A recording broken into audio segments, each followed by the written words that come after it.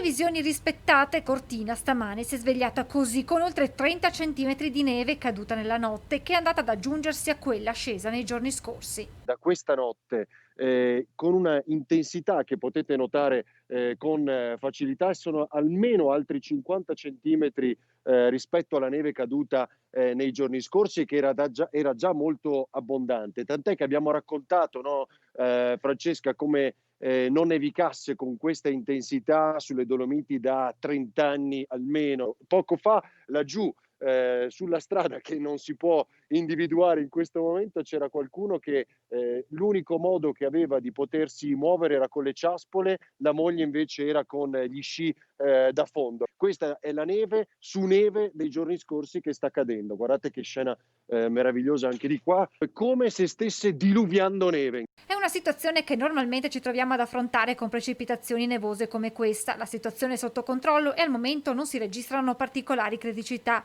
Bene la decisione presa dal prefetto di bloccare la circolazione dei mezzi pesanti, spiega il sindaco Ghedina.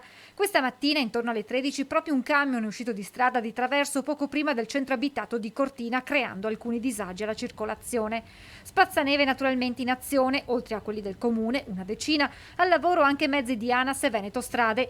Nevicata che suona come l'ennesima beffa per gli operatori del turismo invernale.